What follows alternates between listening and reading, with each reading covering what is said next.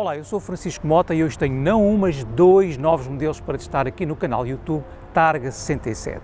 São as duas novas versões do novo Kia Niro. Este verde é a versão híbrida e o cinzento é a versão 100% elétrica, o e-Niro.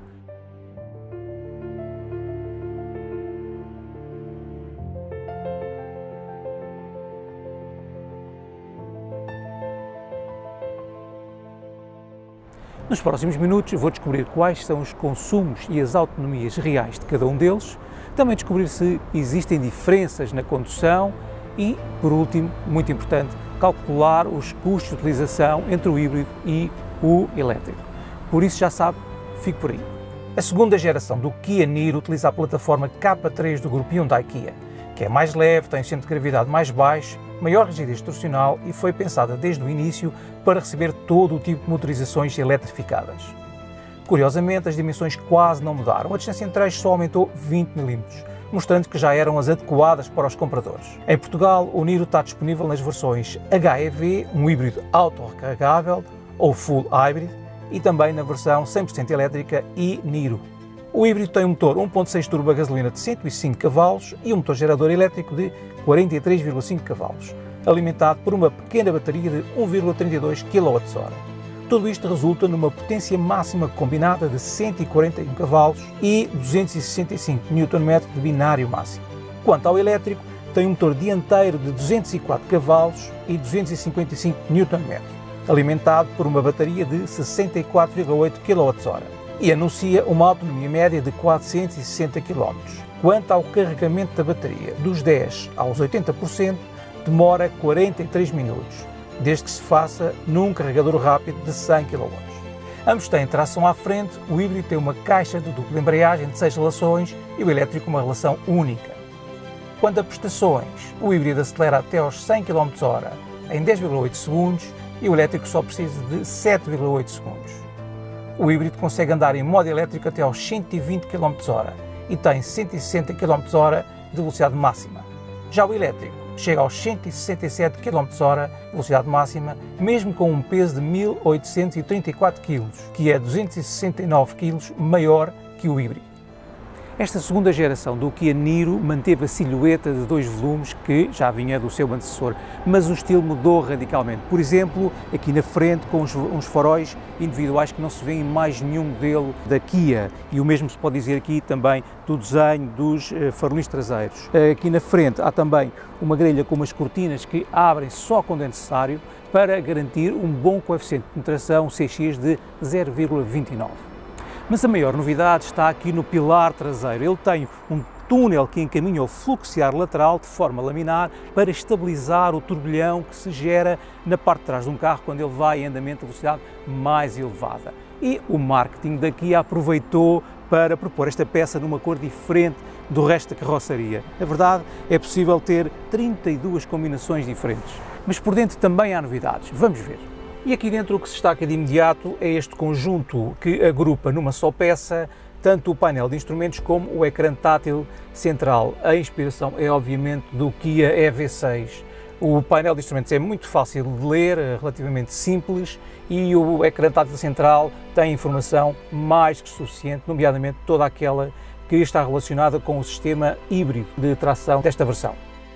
O volante tem apenas dois braços, mas tem uma boa pega, e a única crítica que lhe faço é que realmente podia ter um pouco mais de regulação em alcance. No entanto, a posição de condução é bastante boa, os bancos são confortáveis, podia ter um pouco mais também de apoio lateral, e realmente a posição de condução é um pouco mais alta do que numa berlina normal. Este crossover não fica exatamente ao nível de um SUV, mas fica um pouco entre os dois, e na versão elétrica o banco fica um pouco mais alto que nesta versão híbrida, exatamente porque a bateria está por baixo do habitáculo. Na versão elétrica o comando da transmissão é um comando rotativo, mas aqui no híbrido temos uma alavanca de caixa convencional.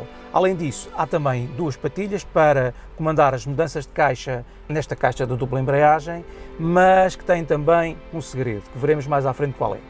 O outro segredo está aqui na consola central, pois estes botões táteis que vemos aqui podem comandar duas coisas: ou o sistema de infoentretenimento, como está assim, ou carregando aqui neste botão temos os comandos para a climatização separados também do ecrã tátil. É uma boa ideia que realmente faz poupar espaço e ergonomicamente funciona muito bem.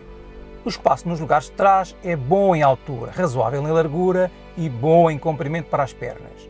Nem há túnel central para estrovar.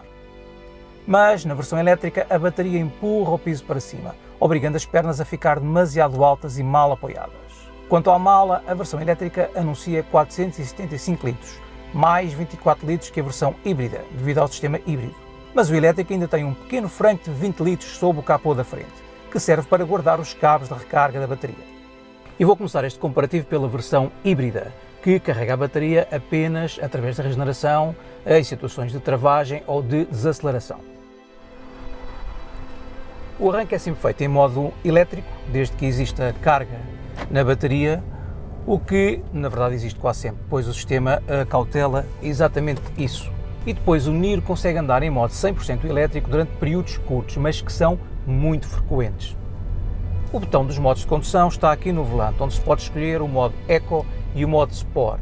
E estes modos não alteram apenas a resposta do acelerador e a assistência de direção, fazem mais uma coisa. Em modo Eco, as patilhas servem para ajustar o nível da regeneração, mais ou menos, entre 3 níveis diferentes. Além disso, ainda existe a possibilidade de escolher um modo automático, que regula a regeneração em função do trânsito que está à frente do Niro. E quando se passa ao modo Sport, as patilhas passam a fazer o normal, ou seja, as passagens de caixa na caixa de dupla embreagem e 6 relações. Em cidade, o sistema híbrido alterna entre várias estratégias de carregamento. Uma delas é colocar o motor a gasolina a carregar a bateria, se isso for necessário. A condução é muito suave, mesmo quando o motor a gasolina entra em ação, o seu ruído nunca é excessivo. E nota-se perfeitamente ao auxílio da parte elétrica ao motor a gasolina, tanto nas recuperações como nas acelerações. A suspensão tem um pisar relativamente firme e os pneus de medida 225/45 R18 também não proporcionam aqui um conforto extraordinário. As patilhas da caixa nem sempre têm uma resposta muito imediata. E outra coisa que talvez fosse bom ser melhorado numa próxima versão seria a resposta do sistema de regeneração, sobretudo quando temos escolhido o nível mais elevado de regeneração. Existem aqui algumas hesitações quando se acelera e desacelera. Claro que em estrada o motor 1.6 se faz ouvir mais do que em cidade e aqui as patilhas na troca de relações de caixa nem sempre são muito obedientes. No entanto, a aderência disponível, sobretudo com estes pneus, é realmente muito boa, considerando que temos 141 cavalos, parece-me que é mais do que suficiente para a potência disponível. E numa situação com mais curvas, este Niro híbrido mostra que tem um comportamento muito neutro, com boa aderência, realmente com muito pouca interferência do controle de estabilidade. Não é propriamente uma condução muito entusiasmante, mas é muito competente. E a seguir já vamos ver o que é que muda em termos dinâmicos quando passarmos para a versão elétrica.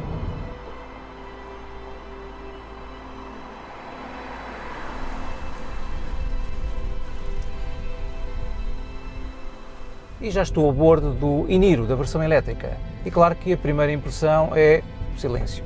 O motor elétrico, claro que não faz barulho praticamente nenhum e este carro em particular está muito bem insonorizado. Apesar deste elétrico ter um binário máximo ligeiramente inferior ao híbrido, a verdade é que aqui o binário está logo no arranque, por isso quando se acelera a fundo aqui no arranque, temos sempre aquela sensação de disparo típica dos carros elétricos.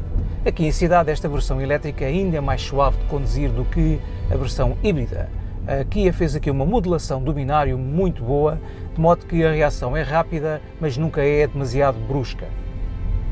Além disso, temos aqui nesta versão elétrica mais modos de condução. Além do Eco, que estou a utilizar neste momento, temos também o modo normal, o Sport e ainda temos o modo Snow, para utilizar em estradas com gelo ou neve. Aqui no e-Niro a regulação da regeneração é feita através das patilhas em 4 níveis. E depois ainda temos a função e-pedal, que imobiliza por completo o carro, por exemplo, numa situação de trânsito mais intenso, e a posição automática, que regula a regeneração em função da distância para o carro da frente ou do traçado da via. Portanto, existem aqui várias hipóteses, muito pronto a escolher, e a verdade é que todas elas funcionam bastante bem. Aqui em estrada o e-Niro sente-se realmente um pouco mais pesado, sobretudo nas transferências de massas, ou seja, nos encadeados de curvas mais exigentes. Sente-se que há mais inclinação lateral da carroceria e também há menos aderência, sobretudo porque os pneus são mais estreitos, são os 215/55 R17.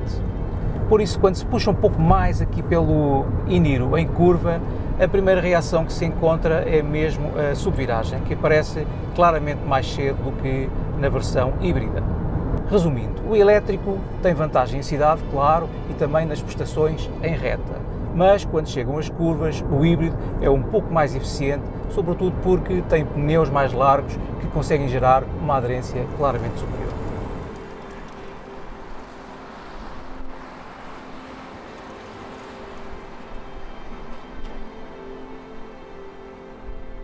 Mas vamos a contas. O Niro híbrido gastou 4,3 litros aos 100 km em cidade, o que, com o depósito de 42 litros cheio, é suficiente para uma autonomia de 977 km. Em autoestrada, o consumo registado foi de 6,3 litros aos 100 km, o que equivale a uma autonomia de 666 km. Quanto ao e-Niro, gastou 12,1 kWh aos 100 km em cidade, o que equivale a uma autonomia de 535 km. Em autoestrada, a 120 km/h, gastou 21,3 kWh aos 100 km, o que equivale a uma autonomia de 304 km. Falando então de custos com energia e gasolina, as contas são as seguintes. Em cidade, o Niro HEV consome 4,3 litros aos 100 km, o que, ao preço da gasolina na data de publicação deste vídeo, 1,60 € por litro, corresponde a um custo de 6,88 € por cada 100 km. Para os mesmos 100 km, os consumos de eletricidade do e-Niro variam entre os 2,34 € por 100 km, se carregado em casa, ou os 4,99 € por 100 km, se carregado num posto rápido de 50 kW. O Kia Niro híbrido custa desde 32.000 €, enquanto que o elétrico e-Niro custa mais 9.700 €. É uma diferença considerável, mas há que ter em conta que os custos com eletricidade no e-Niro são inferiores aos custos com a gasolina no híbrido. Isto desde que a bateria do elétrico seja sempre carregada numa tomada doméstica. E esse é o melhor conselho que eu tenho sempre para dar. A vida com um carro elétrico é muito mais fácil quando se tem uma tomada doméstica disponível durante a noite. Mas se quer outro bom conselho, não se esqueça de subscrever o canal YouTube Targa 67 aqui em baixo e também de ativar o sino das notificações para não perderem nenhum dos nossos próximos vídeos. E é tudo, até ao próximo teste.